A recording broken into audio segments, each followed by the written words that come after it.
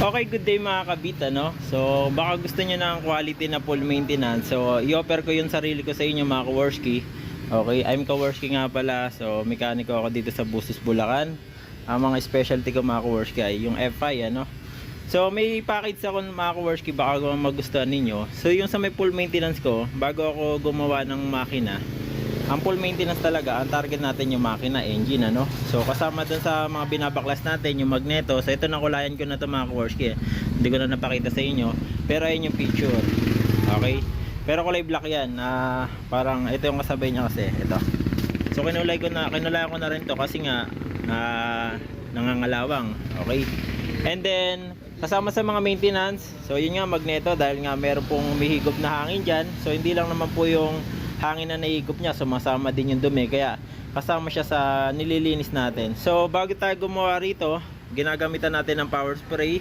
So dito ako nagwawas, winawas ko muna yan bago ko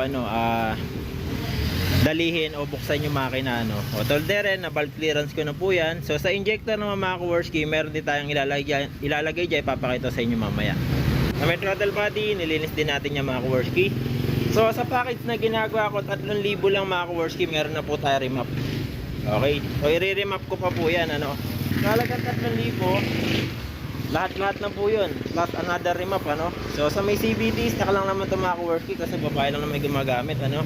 Pero ito, yung may-ari na to, 2 beses na nagpa-maintenance sa amin. Kasi nga, nakita niya kung paano namin gawin yung unang gawa, na nagustuhan niya, kaya pina-maintenance niya ulit. So wala pa isang taon to, di ba?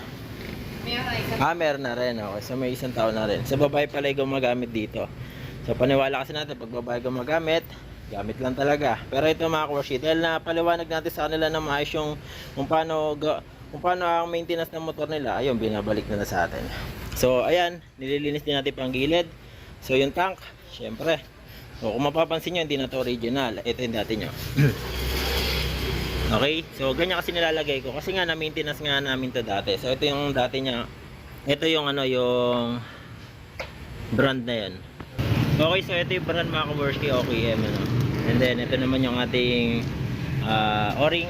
So pag kasi binabaklas yung tank, kailangan palitan niya na yung O-ring para po hindi po mag-leak, dahil yung stock na O-ring lumalaki na po kasi yan. Ayan, o, nakaangat na po siya. Huwag niyo na po ikakabit yan. And then ito yung sinasabi ko sa inyo, pang FI cleaning siya, combustion cleaner mga Kaworski. Ito yung aking gagamitin. So mamaya yan, pagka na-timing na natin. And then yung last, syempre, remap. So kasama yung mga Kaworski, 3K lang, ano. Lahat ng gagamitin ko na panlinis, pati yung grasa, libre na po yan. Yung mga pang pintura, libre na rin po yan. Hindi ko na pinapabayaran yan. Basta kasama na lahat sa package yan.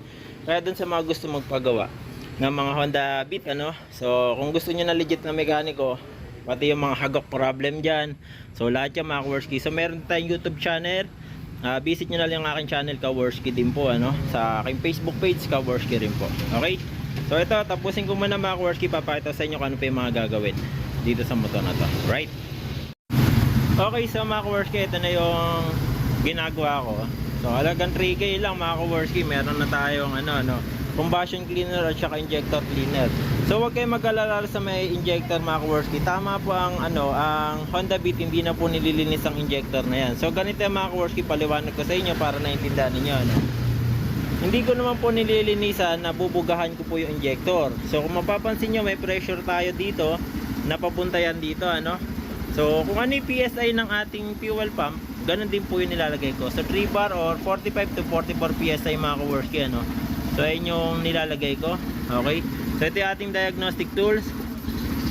Ayan, so ayan na ginagawa natin, nililinisan natin siya gamit yung ating 44K. Okay, so gamit yung 44K mga Kaworski, nilagay natin dito para naman malinisan yung combustion at saka yung kanyang injector, ano.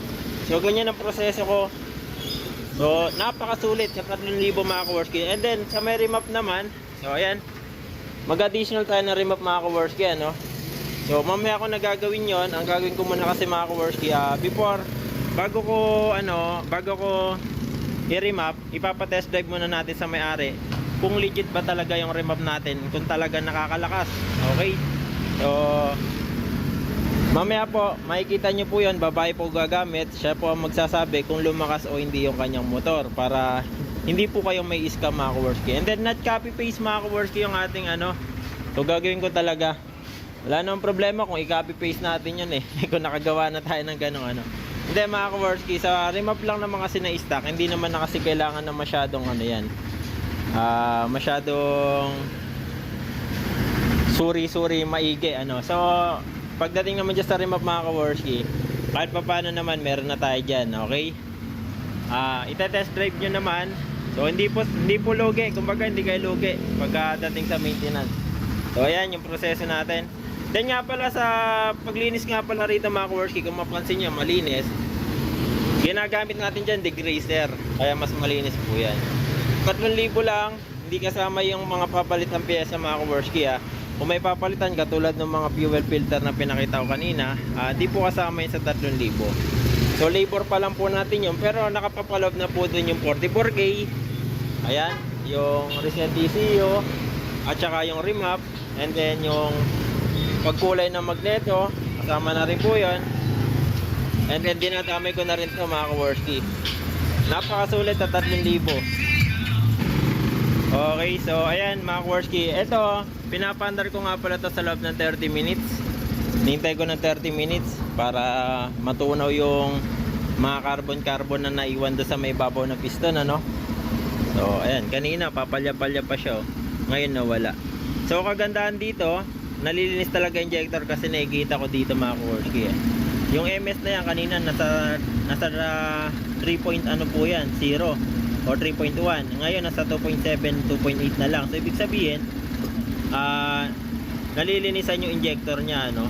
Lumuluwag, kumbaga na tatanggal yung mga bara. Dahil ang passing po ng injector ng ating mga motor ay 2.0 to 2.5. Ayan. Pero ang pinakaano naman po dyan, hanggat nagmi-minor po yan, okay naman po yun. Kung wala pa kayong pampalit, pero kung gusto nyo ng swabe talaga, eh magpalit na tayo ng bago. Okay? So ayan mga kaworski, at 30 minutes, ginaganto ko muna siya. Hintayin ko lang siya 30 minutes. And then, mamaya i-remap na lang po namin yan.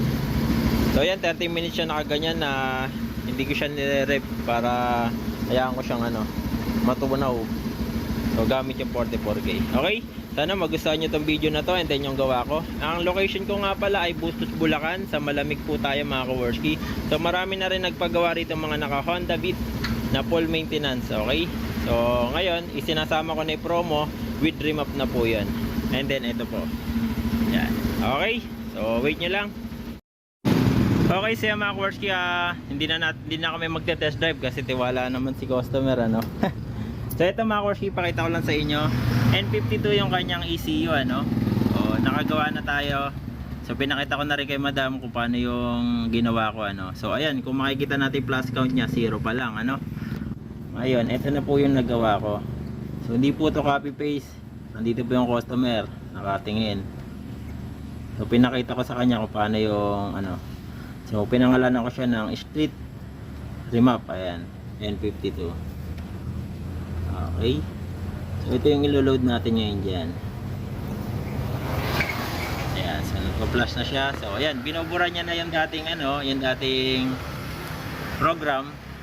So ngayon, pagka nabura niya na, ipapasok niya na po yung ginawa kong remapping ano. Ayan, erase plus. So ayan, ayan ay bago. Pag hindi po lumakas, sabi ko nga sa inyo, babalik ko yung pera ninyo.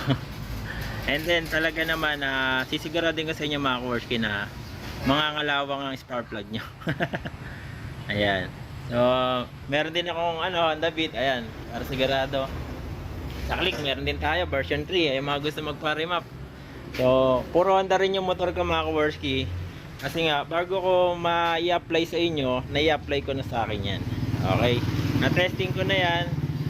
Kaya sigurado po ako doon sa ginagawa ko mga kaworski. So ayan, meron na rin tayong dyno-dynoan ano. Pero hindi po dyno ano yan, Dynotech yan. Kumbaga pang ano ko lang din yan, pang ADX show ko lang din po yan para ma-trace natin kung saan yung naglalaro yung mapa ng ano no, ng gasolina, ng ignition. Yan ginamit natin. So ayan. So mga kaworski, sa mga gusto magpagawa rito ano, Sigurado ko sa inyo lalakas yung motor ninyo. And then quality, ang pinaka number 1 dyan, quality yung maintenance na ginagawa ko. So dagdag na lang ito mga ka-Worski. Kasi mas the best talaga naka remap. In case na overtake tayo, mas mabilis po siyang mas mabilis natin siya makuha kasi mas responsive yung motor natin. Okay? Ayan na mga ka-Worski. So tapusin ko muna to. Hindi ko na ipapakita sa inyo kung paano ko siya bubuin. Tatanungin na lang natin yung may-ari mamaya. Tignan natin kung lumakas talaga. Okay, so mga ka-Worski, na-remap na sa full maintenance na. Kaya sa mga gusto magpagawa mga ka-Worski, visit na natin sa akin shop. Location natin Buses, Bulacan. Search nyo na lang sa Google Map, ka-Worski Motor Shop. Ayan. Matabi tayo ng pablito mga ka-Worski. Alright.